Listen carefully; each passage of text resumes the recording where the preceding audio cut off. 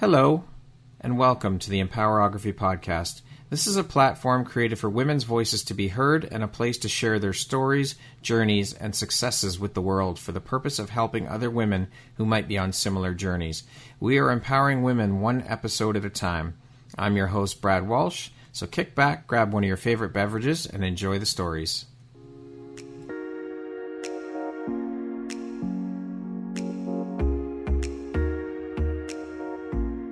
The world needs to hear your message and your story, so don't deny the world of that gift within you that the universe has given you. Someone out there needs to hear your story because it will support them in feeling hope, inspired, and even transformed. Do you want to discover how I help get my clients out of their own way, show up, and confidently share their message? I would love to extend an invitation to you to join me in my free masterclass, Start Your Own Podcast from Idea to Implementation, on Wednesday, April 5th at 1 p.m. Eastern.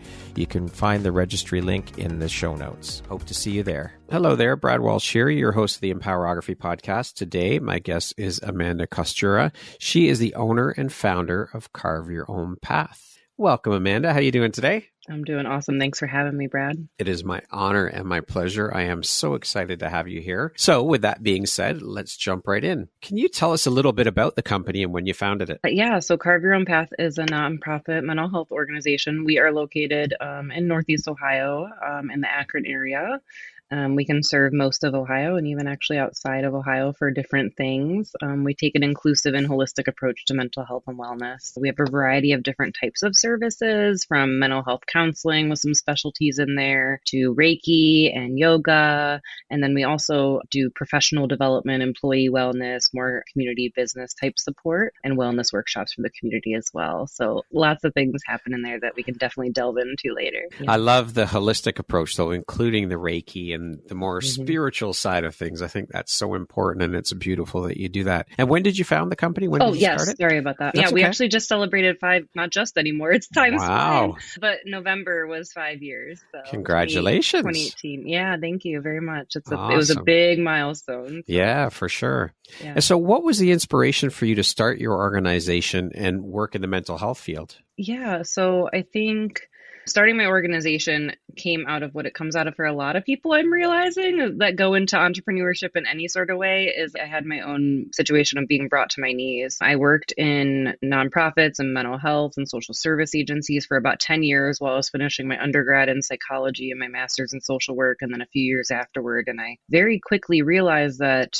my education, my values, my goals, everything I was working so hard to do was a big misalignment with what was actually happening in the world, right? You kind of got that knocked down when you have this dreamy, I want to go help everyone and fix all these problems. And it wasn't that reality. And it wasn't even just the contrast of what was reality versus expectation. It was very toxic work environments. And I look at it now and I see like full on cycles of domestic violence, but like in a workplace setting. Wow. And I got to the point with my own physical and mental health that I wasn't going to be here sitting in front of you. I wasn't going to make it much longer to keep doing what I'm called to do. And so I left a job without having anything lined up. I put my notice in, and I was very much in a privileged place to be able to do that. Many people don't have that option, but I left without knowing what to do. And in the transition of getting another job, I founded Carve Your Own Path. I had no idea how to run an organization, how to run a nonprofit. I just knew what not to do, and I would figure out the rest because I had this dreamy vision of what that could be. Well, it's self-preservation, right? It's either you end up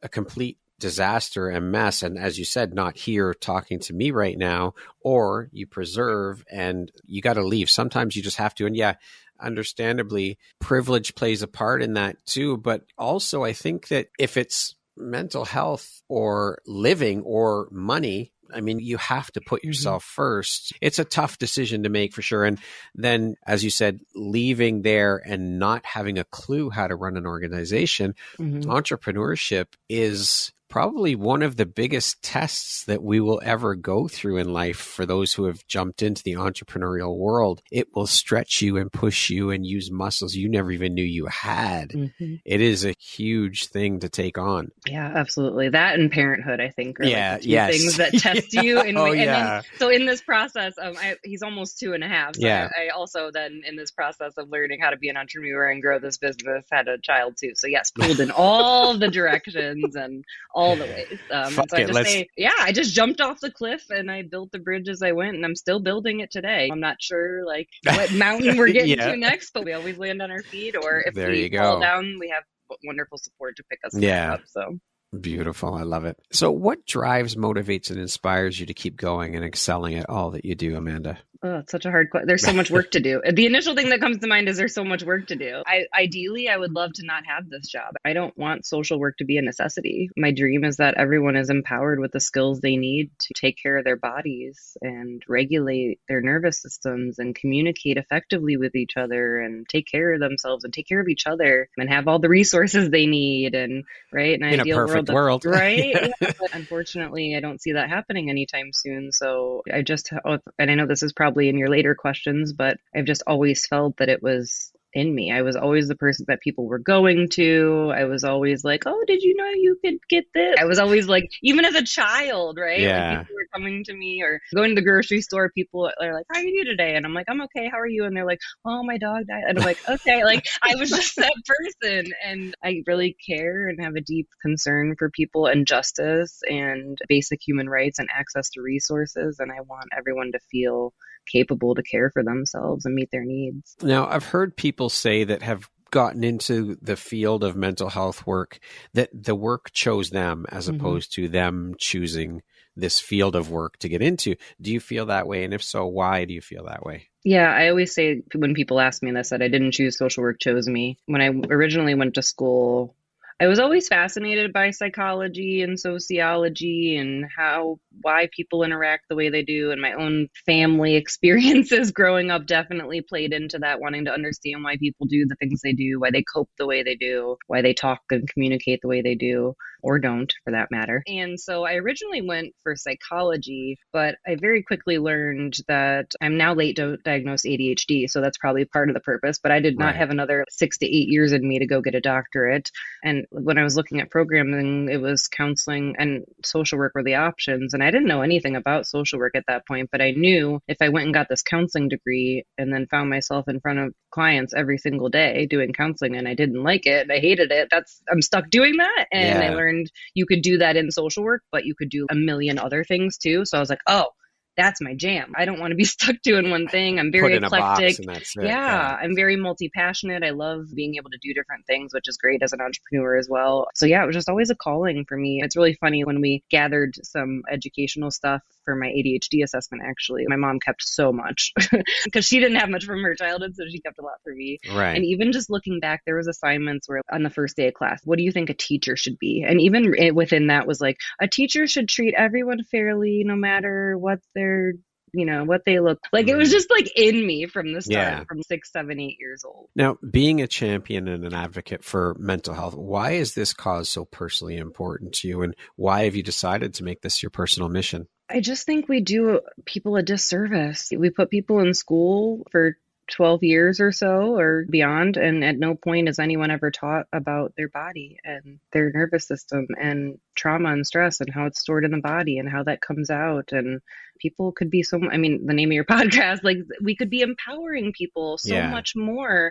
It's all about prevention for me, which often we don't put a lot of money into, which is very sad. But it's like, we would not have the problems in the world that of course, we're always going to have challenges, but what could it do for us as a society if everybody could communicate better, manage themselves effectively, was emotionally intelligent and able to have meaningful relationships with each other, right? All of that. Again, I'm very visionary and very dreamy, and I could just see what that could look like. And I just want that for everybody. Well, let's start with the fact that the systems that are in place are reactive, not proactive. The education system, the healthcare system. You mentioned that the education system, both of those systems for that matter, the education and healthcare, are fucking severely broken and damaged.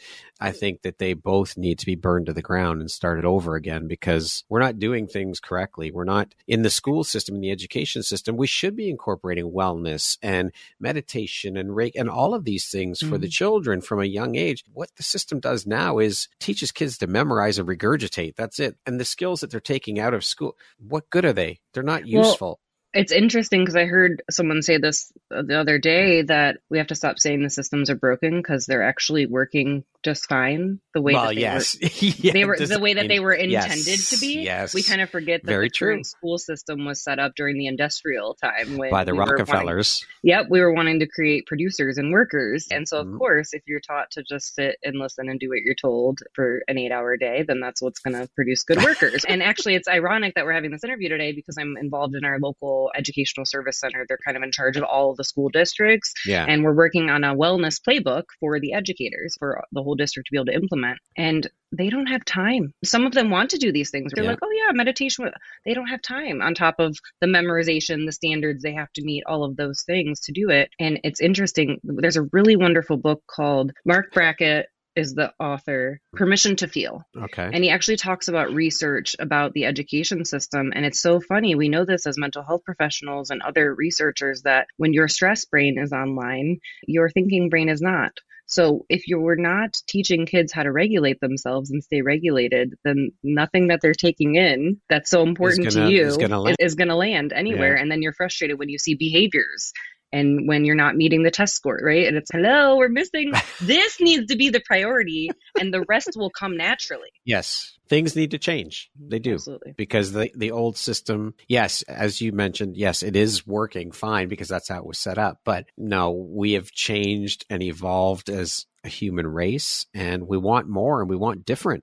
Mm-hmm. So it needs to change. They do need to be burned to the ground and started over again with new implementation. Absolutely. Could you elaborate on what a holistic approach to mental health means to you and how it differs from more traditional approaches? Yeah, so I actually get into this conversation a lot when I end up talking about like the differences in profession. And I think social work has such a beautiful approach because we look at the whole person in their environment. Every single person is a walking system. So if you're coming in and you're like, hey, you know, I'm feeling really depressed. I don't know what I'm going to do. Like my check's going to be short, blah, blah, blah. One approach might be, oh, well, here's some stress management skills, or how does that make you feel? Or how could you reframe those thoughts? Whereas a social worker, I'm going to be like, oh, hierarchy of needs. Do you have your basic needs met? Do you need information on a food pantry? Do you have any social supports that could help you? What's your family like? What can they do for you? Right? I'm looking at every piece and all these dimensions of wellness and how they impact somebody. So when you come and get an assessment with me and start doing therapy and counseling, I'm not just going to be looking at you as a pathology and a disorder. I'm going to be looking at you, what was your upbringing like, which people are like, no, my childhood, I don't need to talk about that, but that's so important for how it shaped you as a person and how you view the world. I talk about not only that, but what access to resources do you have? What support systems? What's your job impact on your career? What's that doing for you? All of that matters. Otherwise, how can I fully support someone if I don't have the full picture? And oftentimes, unfortunately, a part of our organization is we don't panel with insurance. We'll give super bills if people want that for private insurance. And we also offer a sliding fee scale for people to make it more accessible, but we don't take insurance. And one of the reasons is they require a diagnosis to bill. And I don't think in our current systemic oppression world with we work with people from marginalized identities as well. Yeah. There's nothing wrong with you. You don't need to be pathologized just because the world is oppressing you. And so, sorry, I know I went on a tangent, but I think that it's really important that we consider these things because, of course, if I was systemically oppressed in those ways that you are and marginalized the way you are, I would be upset too. I would have a hard time coping. Okay, come process and let me give you some resources and validation for that, not tell you, oh, let me pathologize you with a diagnosis day one after meeting you for 53 minutes. Yeah. Like, that's just totally inappropriate in my opinion. Yeah. You can't fully know somebody's holistic life in that amount of time. No. Well, we're in a horrible time right now with all that's going on in the world. People are suffering. People are struggling. I mean, here in Canada, even they're saying that we have 2 million people in the country lining up to use the food bank because of the state of affairs that we're in right now. In this country in particular, we've never had that many people using the food bank. It's horrible. Yep. And the government just keeps jacking shit up. Prices keep going up on everything. Wages are staying the same. Like, people are struggling and it's horrible. And that is, of course, going to affect everyone's mental health. Absolutely. It's a huge struggle. Yeah, there's a trend going around on social. I mean, not necessarily a trend, but a common theme I'm seeing where, I mean, and I see it everywhere. I'll see TikTok videos about nurses saying, hey, like my husband and I'm a nurse and he has this job and we can't make ends meet in childcare. Like, we can't even afford childcare. Do I quit my job that I went to school for? And then I'm in some moms groups on Facebook and they're like, how do you do this? And is anyone else struggling? Like, we can barely pay for the groceries this week. And the comments are just like, us too, us too, us too, us too. And these aren't people that are in impoverished areas. They're working They have class, good paying jobs. Yeah. It's horrible.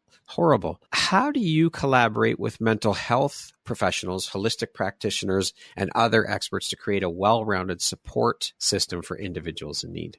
Yeah. So as far as other mental health professionals, if it's outside of our competency or specialty, we're definitely referring out. And that might be a conjoint, like a collaborative effort where, for example, I have a client that I see for trauma work, but they also have a specific diagnosis that I'm not trained in. So they have a special therapist for that. And they only talk to their therapist about that. And they talk to me about the trauma work. We, within our practice, have lots of clients that will use multiple services. So they might see myself for therapy, but then they go, I'm like, hey, there's something there and we just can't figure out or uncover it. Hey, go see Jenna for some art therapy sessions and see what comes up, or go to a Reiki session with Lisa and get some stuff cleansed out. So we kind of shuffle around within the practice, but also we have really good relationships with other holistic minded practitioners like chiropractors, acupuncturists, pelvic floor therapy, even financial coaches to help people communicate with their spouse about finances, because that all comes into play when we look at people holistically. For sure. I love it. Thank you for sharing that. Communities, of course, play a very vital and integral role in mental health. How does your not-for-profit engage with and involve communities in fostering a supportive environment for mental health? Yeah, so I think one of the biggest pieces is being super active on social, which might sound small, but we're trying to post and share validating things and normalizing things and educational things to let people know you're not alone. There's nothing wrong with you. If you've experienced this type of thing, it's normal that you would feel this way or that you would act this way, especially when you weren't given actual tools to deal with it. And so that's one of the ways. We also have a monthly newsletter that we do that in as well. We co-host a podcast where we bring guests on to talk about the multiple dimensions of wellness and share that information. So just lots of education and empowerment. I go on live on TikTok or share videos there as well to kind of educate people. And then we collaborate. So like those partners that we've created, we'll collaborate with them to do events in the community. So for example, the chiropractor that we work with a lot, we did a stress management session for people to come to.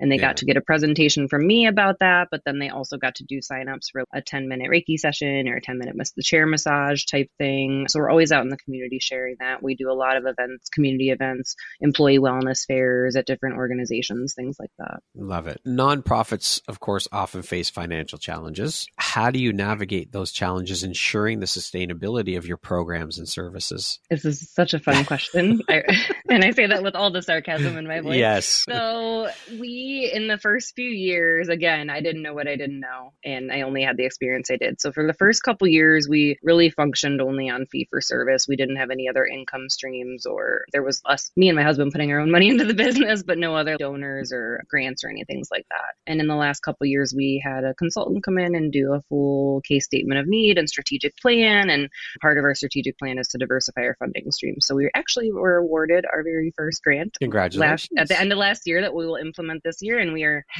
deep in the process of application after application now and working on diversifying our funding streams. Something that I saw, which is why one of the contributing factors to that toxic environment that I left was at that time frame, we went through a process in our area, in our state, and I think nationwide actually, of Medicaid redesign. So where our public assistance medical insurance was, the way they were billing and the way they were going to accept things was being completely redesigned regarding behavioral health.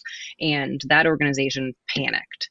And so it was very much a very toxic thing, because it was like productivity is required and you need to do this and there's no time for you to be a human. You're just getting moved around. And then when I left the job and I found something in between, it was like a breath of fresh air. The CEO in your orientation was telling you very transparently what income streams they have, this program, then they do this and they have this fundraiser. And I was like, wow, they're not just they're not only relying on this one source of income that could totally shift everything in their organization if something happened to it. They have plans and options and opportunities. And that was something I took to heart, was always diverse. It took me a while to get there, but now we're really implementing having those diverse income streams. Providers of holistic care face burnout. I mean, we're hearing burnout, every nurses in the healthcare industry, all of these things. How does your business address burnout among care providers, among people like yourself and the people who work for you, ensuring that their well-being is looked after while they're supporting others? Yeah. So first things first, I think it's probably been about a year now since I did this official post on LinkedIn, but it got a lot of traction, but it was titled Burnout is Bullshit. Okay. So burnout as a title is bullshit because it puts the moral failure on the individual provider. And burnout isn't the problem. We're not the problem. Educators aren't the problem. Right? Yeah. The lack of support. Yes. It's the the time constraints. It's the high stress and high The productivity, workload. right? Yeah. Yeah. It's all of those things. So I just have to say that to validate for people, there's nothing wrong with you. Yeah. That you can't keep up because you're not a robot, basically. Yeah. You're a human being. Exactly. And so that's exactly what I do. Like our team, our board, people that I provide social work supervision that people need to get their higher level of independent license as well. And with them, I'm just a human. I'm genuine. I'm authentic. Of course, I'm professional. But I remember being in businesses and organizations where they're like, well, if your employee comes to you and they have some kind of personal issue, you don't ask about it. You just say, okay, do you need time off? Do you have PTO? Do we need to cover your groups?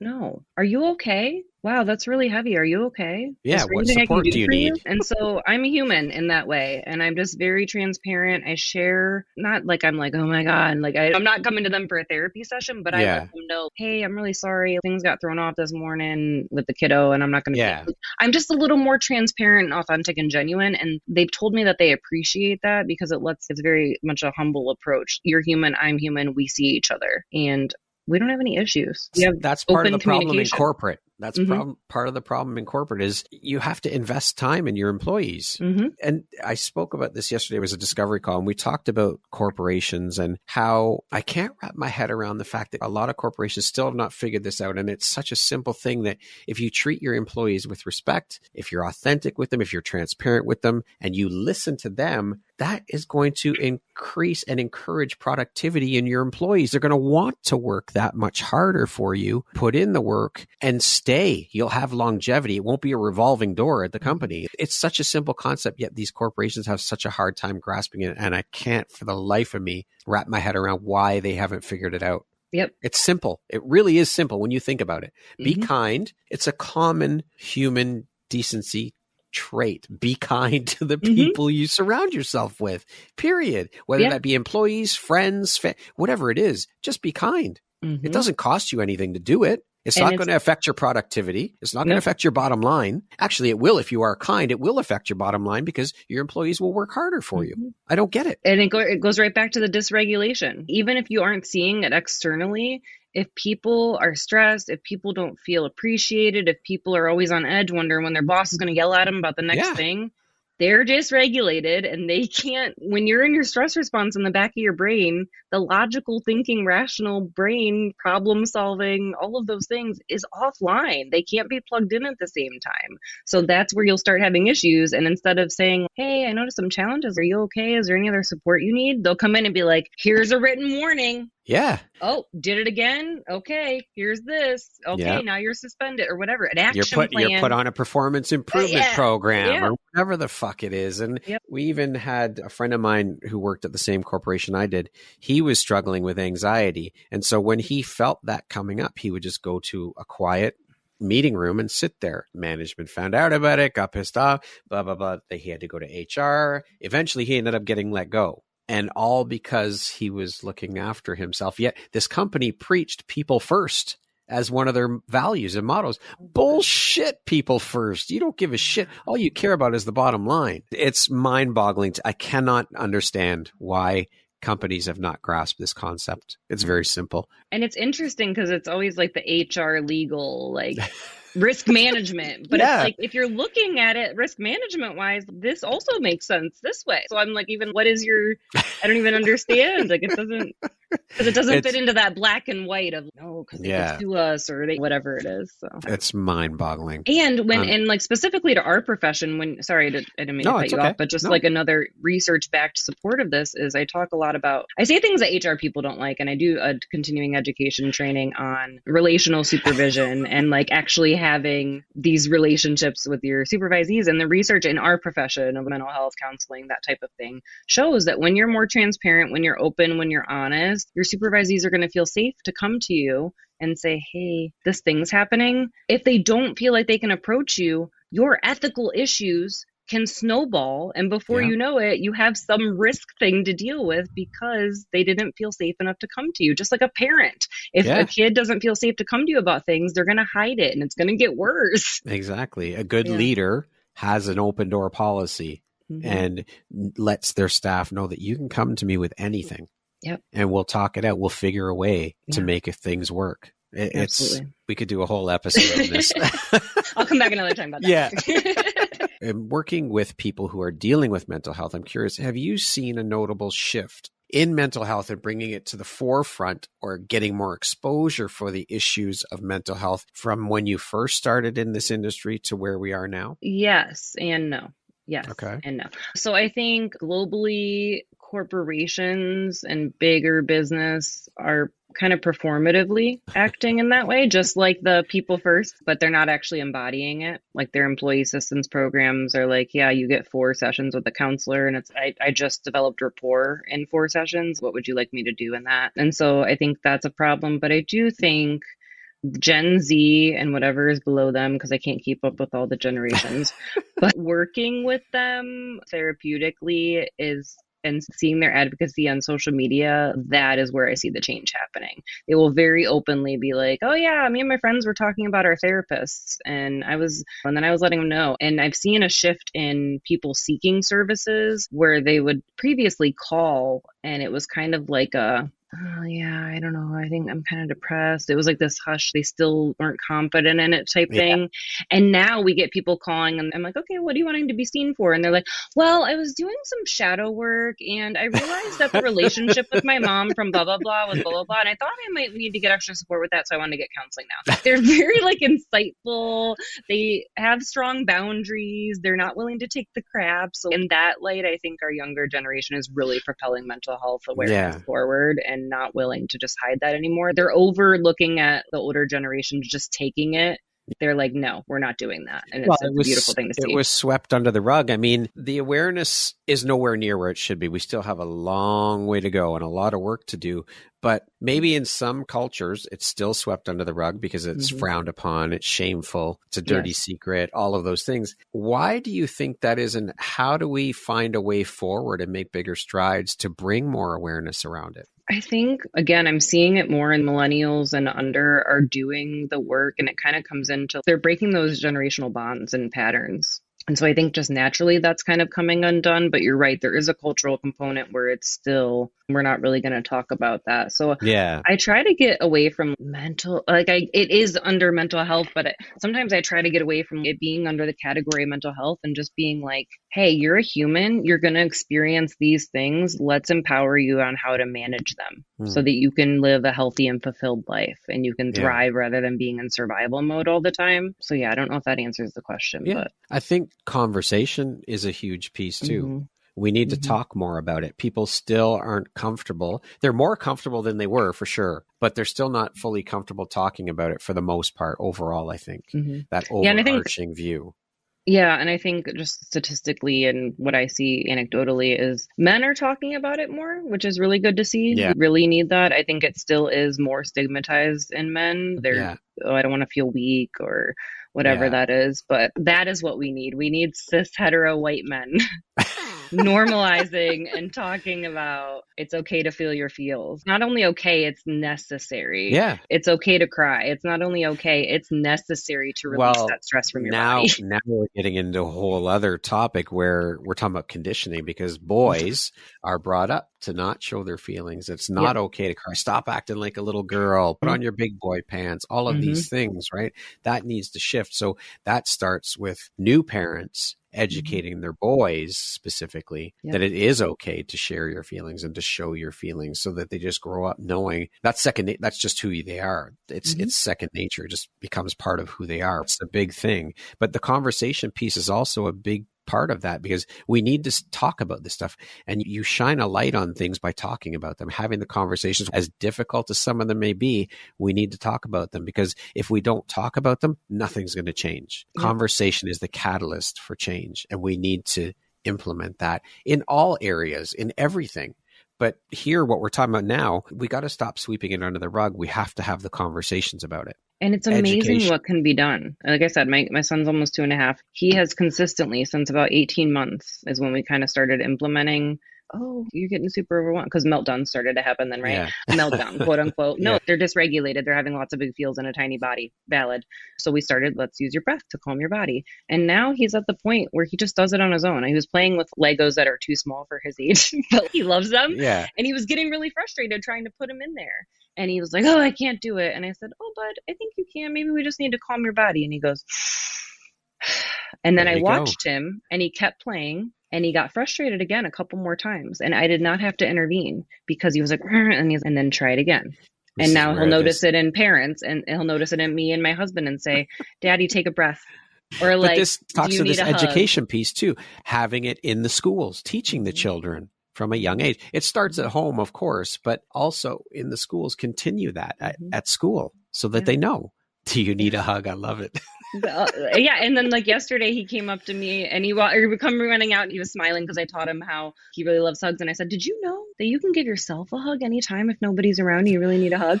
So he came running out in the kitchen like this, and he was just smiling at me. I said, oh, are you giving yourself a hug because you needed one? He said, yeah. And I said, would you like Mama to give you a hug? And he said, yeah. And I gave him one. He just squeezed me for a while. We just held it. And then I let him down, and he said, I really needed that hug. And I'm like, you're 2 years old. That's like, amazing. You have the capacity more than some other adults to be able to communicate your needs and find a healthy coping skill. And that's not to judge anyone. It's just saying we are doing people a disservice as a society. We are capable of more.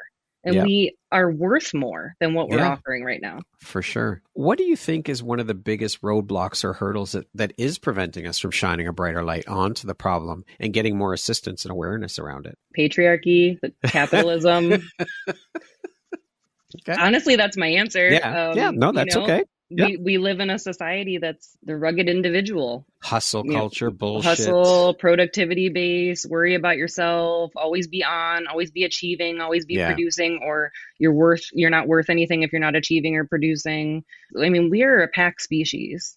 We need each other. Yeah. We lost that in this culture that we have now. Now it's seen as a sign of weakness if you need help or if you need someone else. And we need each other. Like, we have to take care of each other.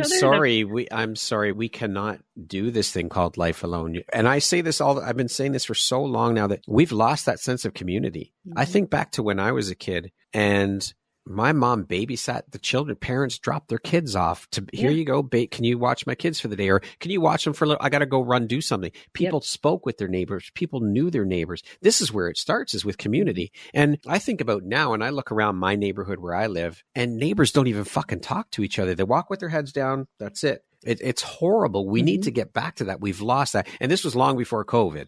Long before COVID. I told my husband, I was like, we should really work on buying a snowblower a year or so ago. And I was like, the neighbor across the street lets you use his all the time. I was like, it'd be really cool if we could have like community items. We don't all need to go waste all this money. Hey, let's have a couple community lawnmowers, lawnmowers that we use together and it's just, and then my friends and I will joke about going and buying a private island, and we all do our own role and take care of each other in an ideal world. But that's it. But like, back to your question, that's the problem. All of these things, all of the things I'm talking about are natural and normal to manage and deal with. And it's our constraints of society and the way it's built that really hinder our ability to do that. Friday, I went to a funeral, a neighbor, good friend, her mother passed away. So we went to the funeral, we came home, we got dumped on with a ton of snow that night, and they weren't home yet because everyone went out for dinner afterwards. And so my wife and I were shoveling our driveway, and then we thought, you know what, we've got our shovels out, let's shovel theirs. They're not home yet. They've just been dealing with it. We went and shoveled their driveway, then we shoveled the neighbor beside ours driveway. Then I went and shoveled my mom's driveway, and I went and shoveled her neighbor's driveway. It's like, why not? I'm perfectly capable of it. Why wouldn't I help people? Yeah. It's absolutely. a simple, again, it goes back to the simple concept of human decency and it almost helping goes to and like community. judgment first, right? A lot of people go to, for example, my friend, her car broke down and it's not working. She needs to get a new one. She's not in a situation where she can buy one. She needs to get places. Her kid needs to get to school. And her dad was just thanking me on the phone. Oh my gosh, I was so worried. I didn't know how I was going to get her all these places and do all these things. Thank you for helping. And I'm just like, duh. Like my answer is just duh. Of course. Why wouldn't I? Does it take me out of my way a little bit? Of course. But that's what you do for people. You care about them and take care of each other. Yeah, exactly. Yeah. It's again, it's just human decency. Mm-hmm. It really is. What message of hope would you like to share with individuals who are currently struggling with mental health issues, and how do you envision the future of holistic mental health support? Message of hope. You're not alone, even though your brain tries to convince you that you are, because that's what our brains will do sometimes. We kind of forget that our brains are wired for survival. They're very basic. And the majority of what we're functioning out on a daily basis is unconscious. It's subconscious. It's not even rational in the moment responses. So there's nothing wrong with you. And you're not alone. And you're not alone in your struggles. And my other thing I always say to people is that listen to your body, because you know what's best for you. And don't let anyone convince you otherwise. If your gut or your body is telling you something, it's probably true, and do everything you can to seek that out. When you finally feel brave enough to reach out and seek out the support, there's people with open arms waiting to support you. What would you say is one of the most important things you've learned in your life? And what was your life like before learning it? And what was your life like after you learned it? So many lessons. And some of them are ongoing. So the after part is throwing me off because it's like a work in progress. I would honestly say, going back to what I just said, the listening to your body, I was so, like many of us, not necessarily clinical pathology level dissociated, but I was so disconnected from my body. I was so heady. I was so cognitive. My head was just like always running ahead and my body was just bumping along behind me miserably. And I would preach it because I learned it and I knew it, and I would preach it and I would teach it, but I wasn't implementing it myself. And I ended up, when I was in that toxic job, I ended up having very scary active suicidal thoughts. That I had passive suicidal thoughts before. I'd had depression before, but these were like persistent and planning, right? And then also I was diagnosed with fibromyalgia and I was having all sorts of flare-ups and issues with that. And I was like, whoa, okay. I think I need to actually do what I'm preaching. And I honestly think it wasn't until I had my son where it was really solidified, because someone else required me to take care of myself, or I couldn't be there for him in the best way. And he deserves that. And so I think the lesson that I learned was truly listen to my body and not feel guilt. Being an entrepreneur, being a business owner, even if I'm flaring, the business still goes. And I always had a hard time. Oh God, I don't want to cancel that meeting. Oh, I don't want to disappoint them. Now I think about it for a second and then I'm like, no, it's not important. Me first. Yep, it'll be there later. It's not the end of the world. Yeah. And I'm getting so much better with that because it's a constant it's a work reframe. In progress. Yeah. And society is reinforcing the other all the time. Yeah. Social media, looking at people sharing only the good. And so it's just the highlight reels that people share. Yeah. It's just a confidence in knowing what's good for me and not willing to waver on that. What do you think your unique skill set or superpower is that's helped you become successful? It's like a combination of my presence/aura that makes me approachable.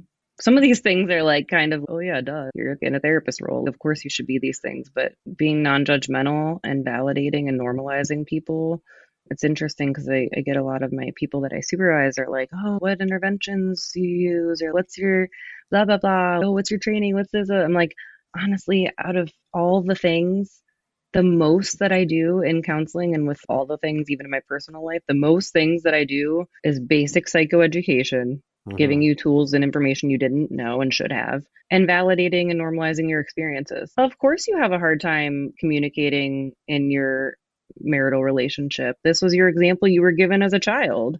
Of course you are codependent or have codependent traits and don't know how to get along with anyone else. No one gave you these tools, right? So just seeing people and validating, of course, and then empowering. So I don't know. I guess it's just my presence and aura and being non-judgmental and being open-minded and flexible and willing to take on other perspectives and seeing people's uniqueness. Speaking of success, what does that word mean to you? How do you define the word success? I think it's now on a daily basis at this point.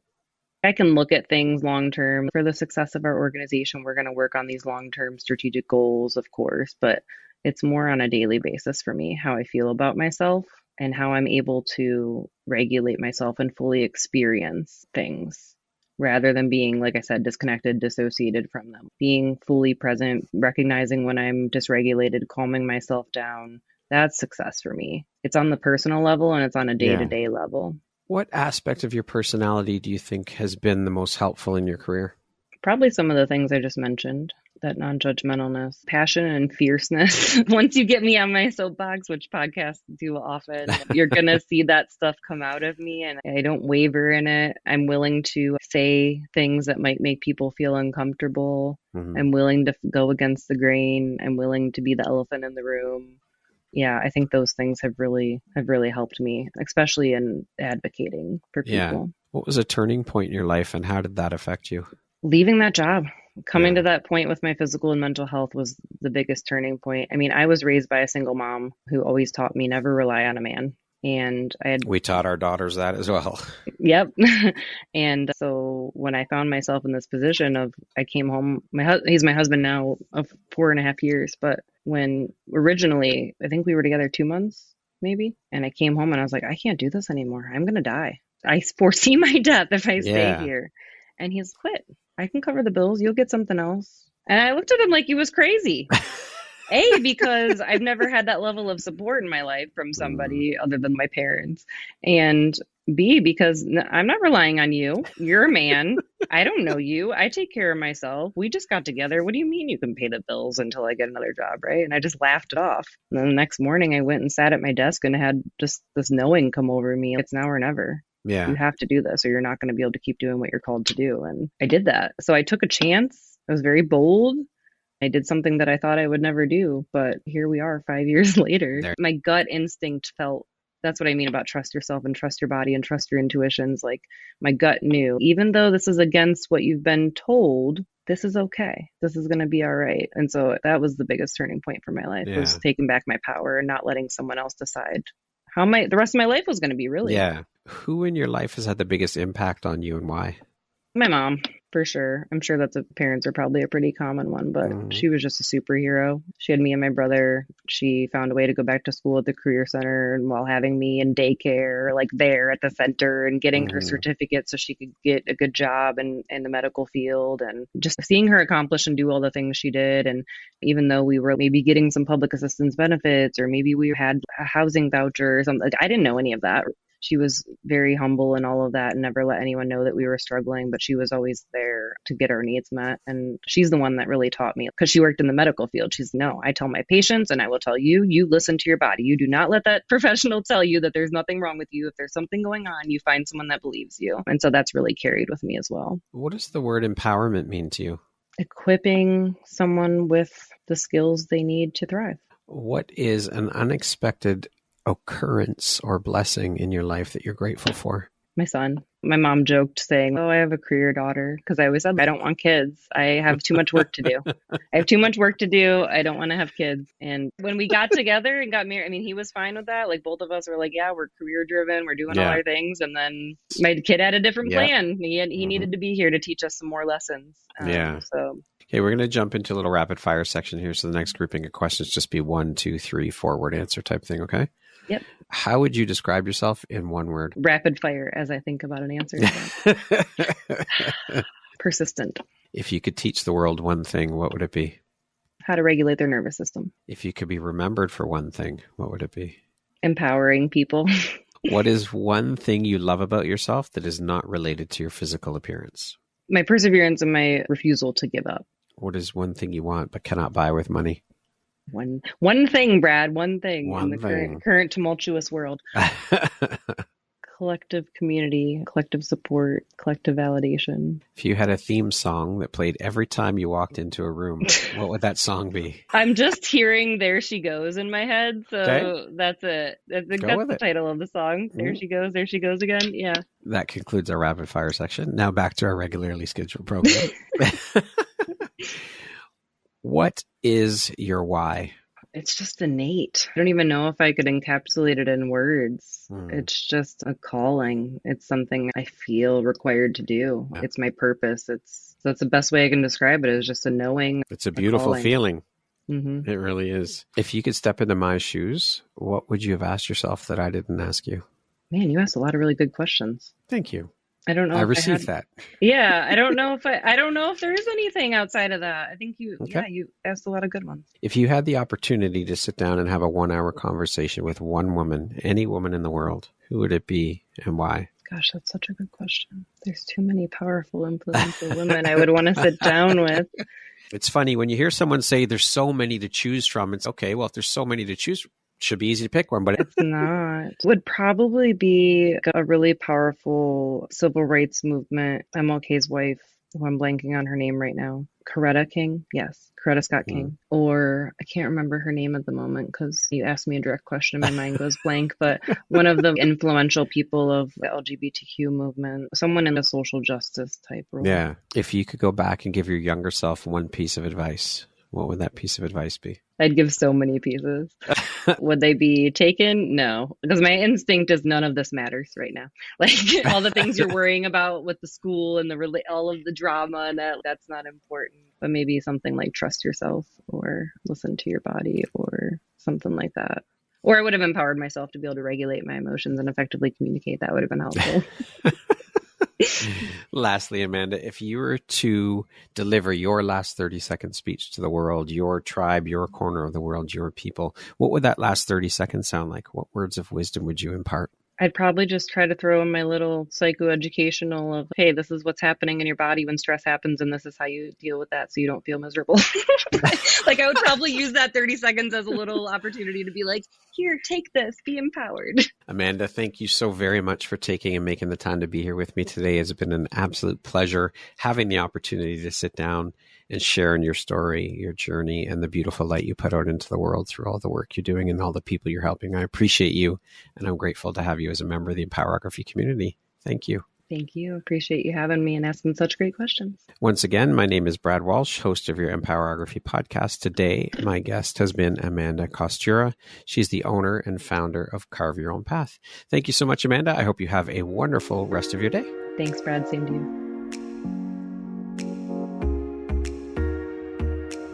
Thank you very much for listening to this podcast. If you haven't yet, please be sure to subscribe, rate, review, and share with all your friends. You can find me at visuphoria.ca and follow me on Instagram at Empowerography Podcast and on Facebook at Empowerography.